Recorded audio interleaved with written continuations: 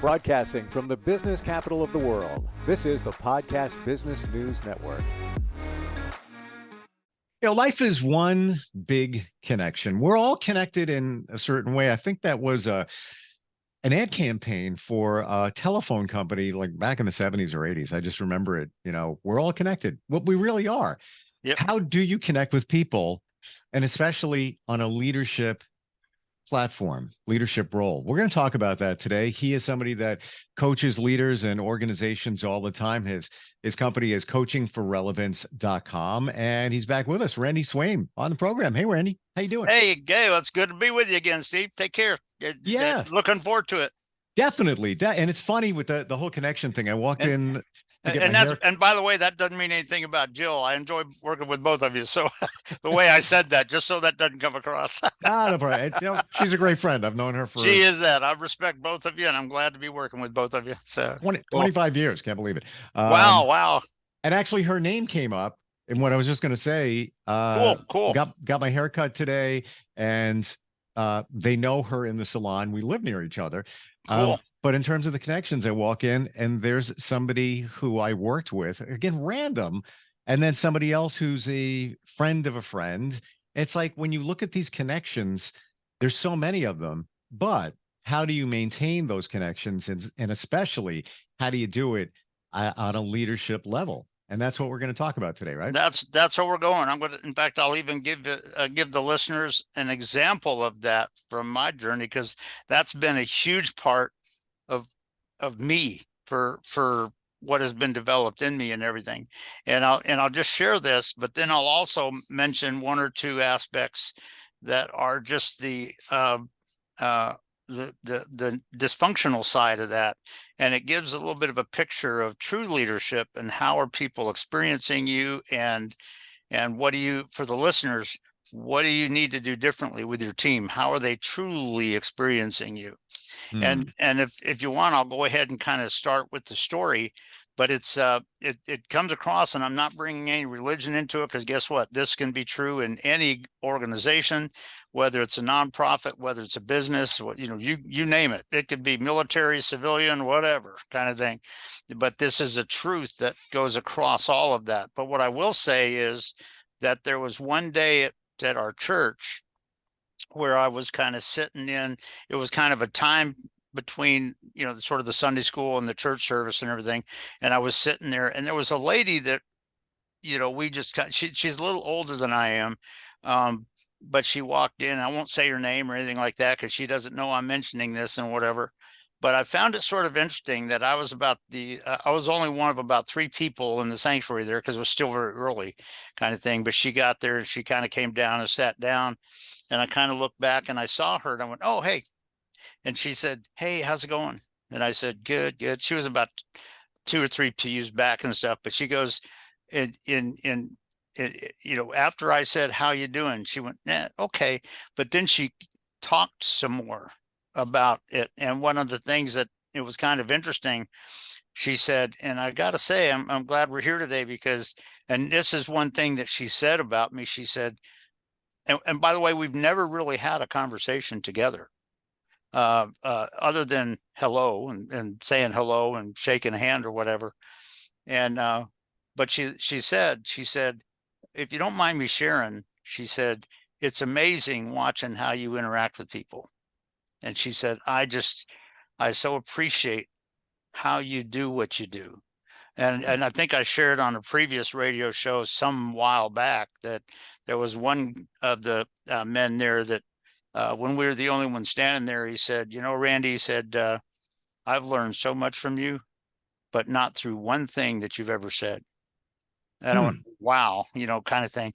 Well, when she said that, I said, "Well, you know what? Thank you. I'm humbled by that." And I said, I appreciate you saying that. Thank you." And I said, "So how are you doing today?" And she immediately started talking about some of her current struggles, because she's an older lady. Her husband passed away, I think, about 3 years ago.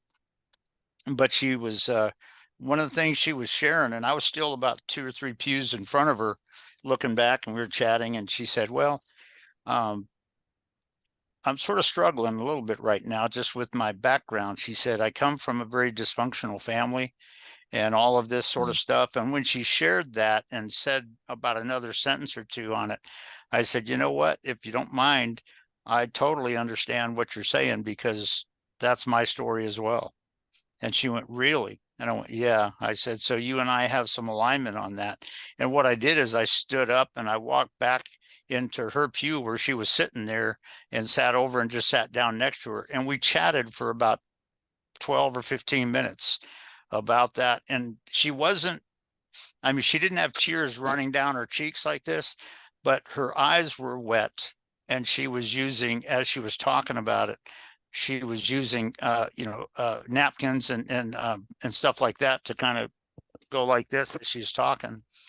And I said, after we got done talking, and I knew people were about ready to come in for the service and all that, and I looked at her and I said, I said, I put my arm around her just as a brother sister kind of thing like this. And I kind of hugged her and I said, you know what?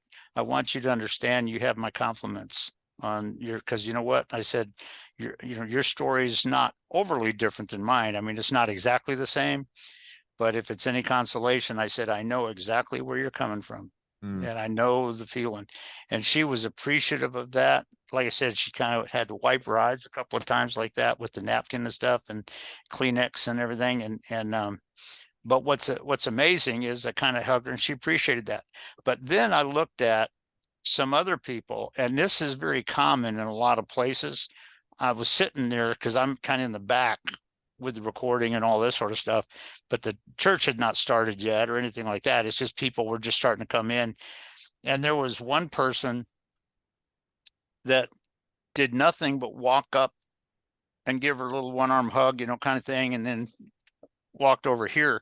And there's nothing wrong with that, but my insight really gained a distinction that we as leaders have to be aware, because there's a lot of people, and not just in churches, but in organizations, in various teams, in businesses that you may work for, that the only focus is on, well, I got to go do this. I got to go shake their hand, or I got to go give them a hug, or I got to go do this. Guess what? That's not connecting with them. That's almost a disjointed thing when somebody is kind of sensing that. And the thing you got to realize that that's what a sort of a narcissistic control freak manager will do, because they think that that's what I'm supposed to do. But there's not a real connection aspect to it. And what I throw out to people is just this little insight that, what do you need to do for people that are listening? What do you need to think differently about and kind of reapply in how you're connecting with your people? Because you may think that you're filling the squares and your people are thinking they don't give a flying rip about us. Nothing. They don't care, kind of thing. All they care about is that they can go get an applause for the fact that they did this, this, and this. But there's not that connection where you're truly leading your people. And I found that sort of interesting, because like I said, that's not just that's not just a religious thing. It's a team thing, and it's a leadership thing. But it's also something that so many people don't understand, and particularly in today's world. But, when you think about, from my background in the military, there's times as a military leader, you got to take a moment and listen to what your people are saying about their concerns, their, all of that kind of stuff, what they're having to overcome. I remember there was one, and I've shared this a long time ago, but I was sharing with somebody who I was just sort of coaching, not officially, but just as a certified life coach supervisor. I was kind of developing them to become a life coach. And we walked out to the car after we were done, and he stopped, in the parking lot there, and he was very open, and he shared something with me that was his current struggle. And he was, kind of, you could tell he was nervous about saying it. And you know what I did? I just listened to him. I listened. And after it, I said, well, if it's any consolation, I said, I totally understand what you're saying. You're doing the right steps in overcoming it. But that's something that I struggled with decades ago also. And he looked at me, he said, really? And I said, yep. And I said, so I know what you're saying. But there's a lot of aspects about connecting with your team that is above and beyond just dictatorial management. It's above and beyond just pointing fingers at people and telling them what to do. But here's the thing. If they truly believe in who you are and your connection with them and your, building together with them, magical things can happen. But if they picture you as one of these academic, purely dictatorial, narcissistic, managers, it doesn't go there. And they'll, at some point they may try to go, if you point your finger at them and tell them what to do, they may kind of go, well, guess I got to do that. And they may actually do it okay today, but guess what?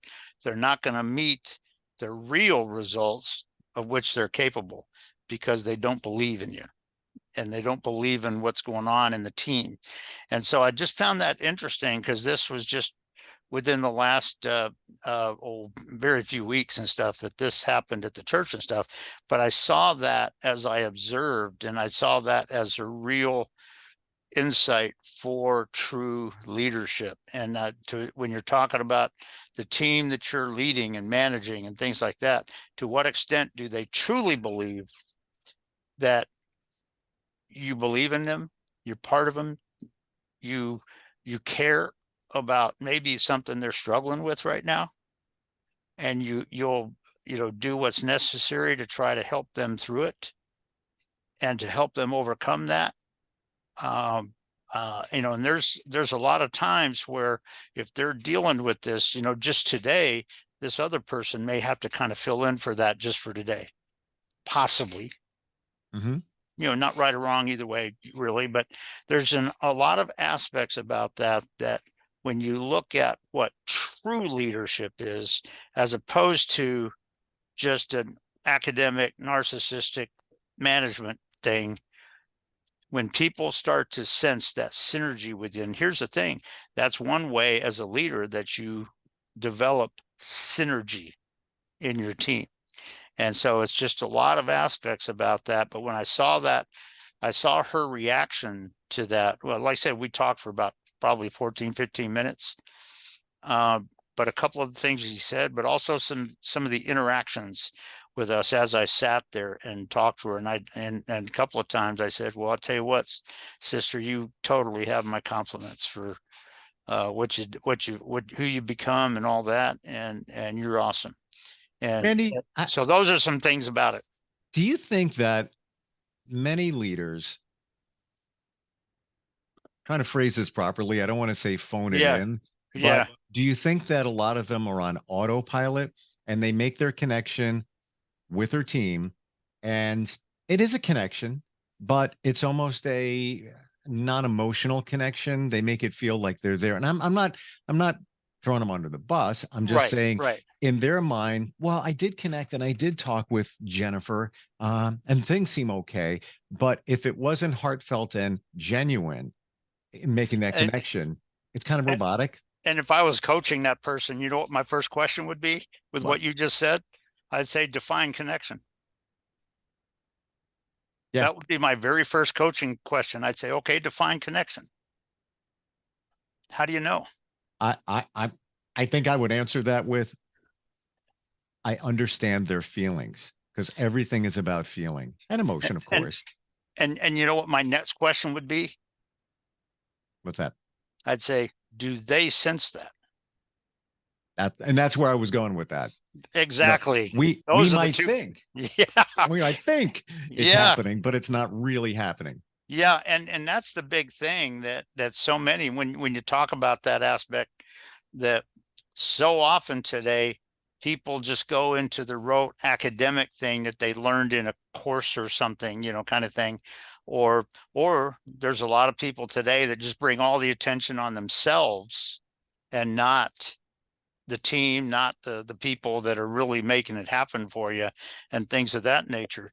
And all of those kind of things are key. And like you said, with the situation, those are the two questions as a coach I would have asked that person if I was coaching. I'd say, first of all, define connect. And then when you said that, I'd say, okay, are they feeling it? Right. Experiencing that? And most people would probably say, they would say, if the person answered this question, yeah, what do you think my next question would be? And this is just for some value for the listeners and stuff. But if they said, yeah, what would you think my next question would be? Hmm. Uh, that it be a true connection though. That's where, And because I've been through that, and yeah, as you're talking, I'm going back in my mind yeah, thinking of the situations I've been in a manager's office, yeah, many of them uncomfortable because they sit there behind the desk and they yeah. think it's the open door policy. Come in anytime you want. It's And they're really not. not that way. Yeah, And yeah, and they think whether it was an issue that they had, an issue within the company, or an issue that, the employee, member of the team personally had. yeah. I believe a lot of these leaders think that just because I gave them time, I'm good. I filled the square, and it's like, and that's not where it's at. Yeah. And so these are things that people have to understand about true leadership. And particularly the challenge of it is when you're operating with different generations, different Mm. races, different Mm. nationalities, Really great point. because you know what? All of that is going to change it a little bit. And how do you connect with your people in such a way that they experience the connections? Or if they come from a high power distant culture where you're not allowed to say anything, and you help them develop that, yeah, you can in this arena that we're in, kind of Right. thing. And they So go, wow. And they start thinking and they start about, looking at it and all that. And all those are aspects about it that people don't understand. But that was one of the huge differences that caused that lady to react as she did in a positive way. And mm, with other things that I've seen where people just want to fill a square and go, hey, give them a hug or whatever, and then yeah. walk away kind of thing. So yeah, but go ahead. I think you were going to ask something too. Isn't it that you have to really customize the attention you give? Like you said, different cultures, That's right. if everybody is different, and we could have been born on the same street in the same week, but we're both different when That's we right. go to speak to uh the team leader or the executive, whatever it might be. Yep. So I think it really comes down to they need to read their team. That Yes. what Bingo. motivates, what doesn't. It's almost like you need to have a seventh sense, or or And psychic ability. and you know what you do, because it's about connecting with each of your people. And that's what is a lot of times missing. And it's not as easy often as you think it is. Mm, And it's when you're talking about true leading, it's not about just dictating to your people and, by gosh, you better follow me. It's about creating a thing where they don't want to follow anybody else, yeah. kind of thing. And these, when you generate and create that kind of a situation in your team, miraculous things can happen. That really comes from aspects of military, when you may have to go to war or something. I'll tell you what, I've one place that I've seen that is with General Richard B. Myers, who was the chairman of Joint Chiefs of Staff from 2001 to 2005, but he was also my squadron commander when I was in Hmm. the Wow. 335th Chiefs in the 4th TAC Fighter Wing. But you know what?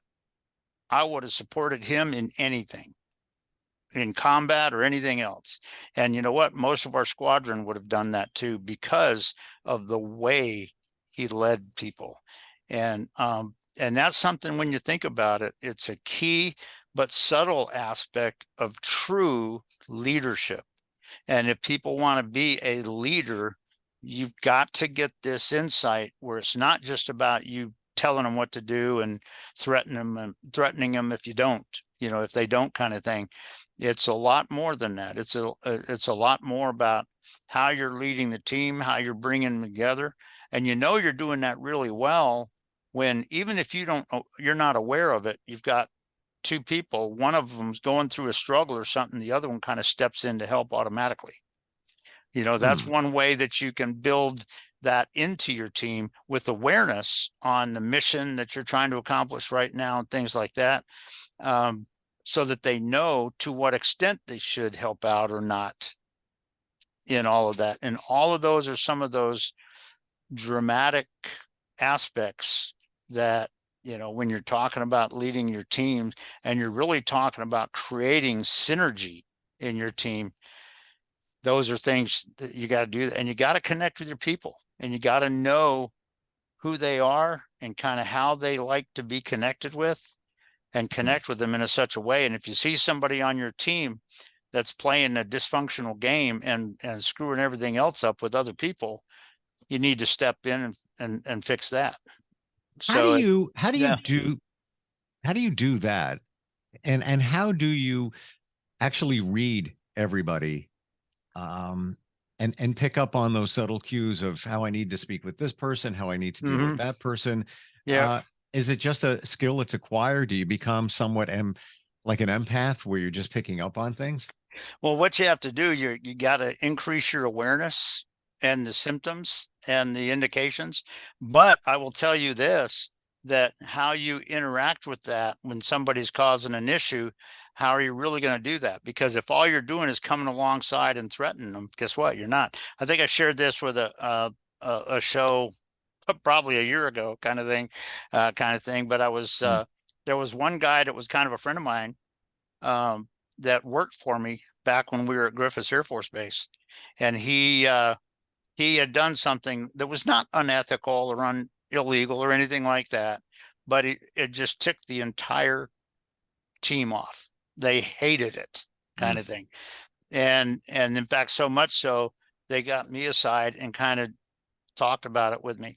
Well, what I did is I kind of we were on deployed, and I asked him, I said, you got a few minutes? And I went to his room so he could feel a little bit comfortable, his hotel room. And I Hmm. sat down and I said, I want you to understand that this is the way I did. I was very calm, very sort of centered. I said, I want you to understand this has a disciplinary nature to it. And I said, this Hmm. needs to be fixed. And what was amazing is that we got back to our office the next day because we flew back home and stuff. And I was in my office, and he walked in and he kind of knocked on the door, and I looked up and it was him. I said, "Hey, come on in, come on in." And he walked in and he closed his door. He said, "You mind if I say something?" I said, "Sure, go ahead." And he said, and this is what he said, but this is a little bit of a good picture, kind of what you're talking about how you got to learn to do this. Because he looked at me, said, I want you to understand, I took everything you said yesterday, and he said, I commit to you that I'm going to fix that.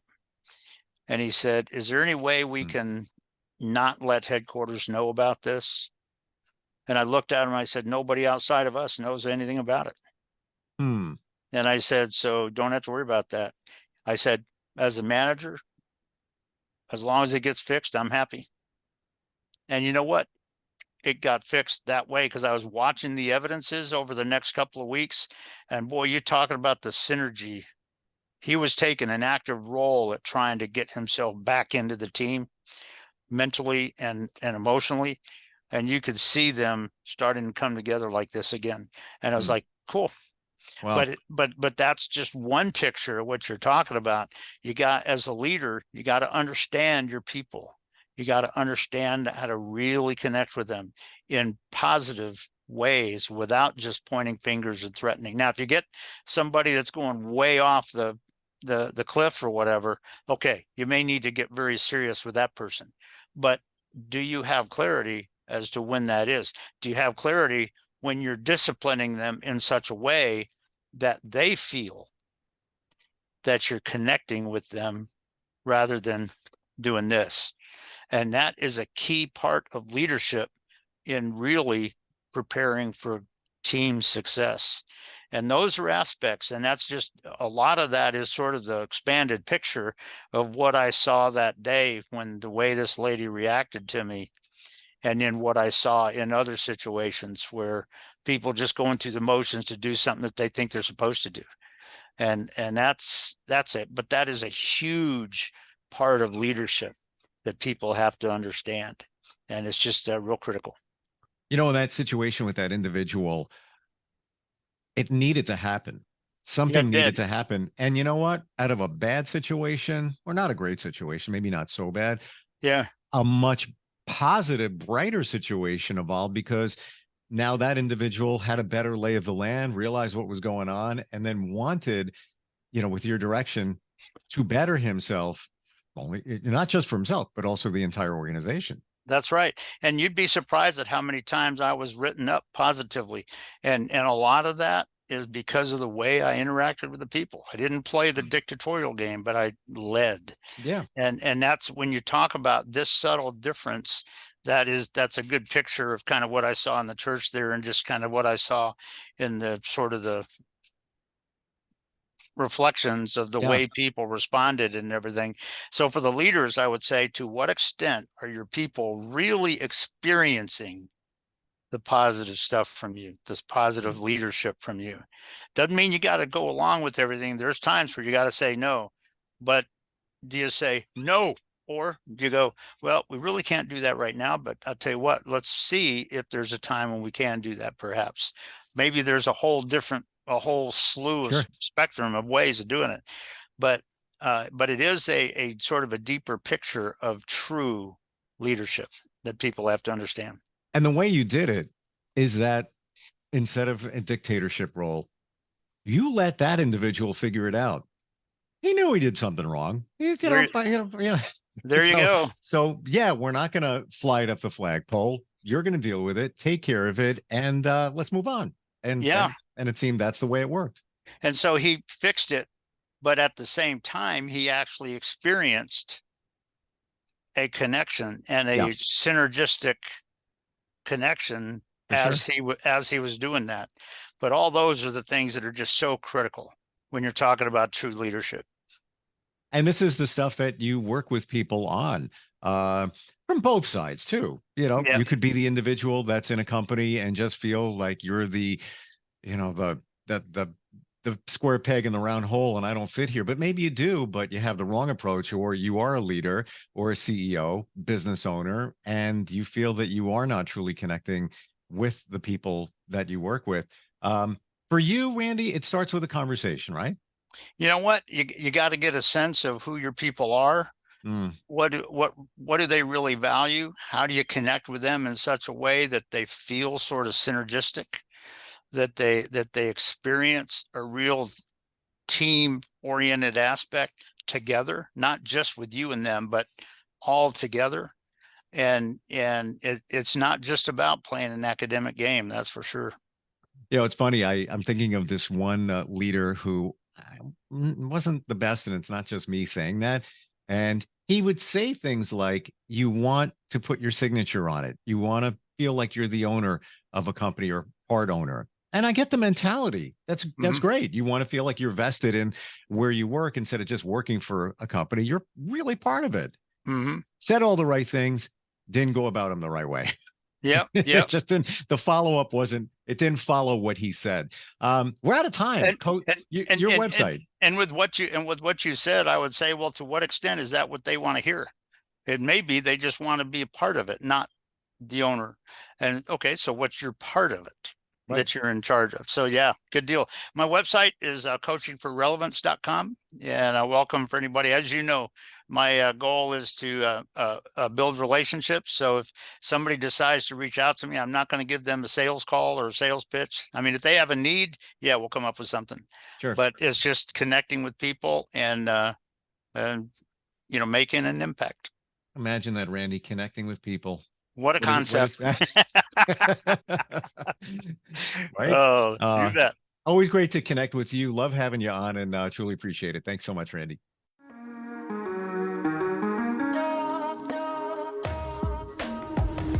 Broadcasting from the business capital of the world, this is the Podcast Business News Network.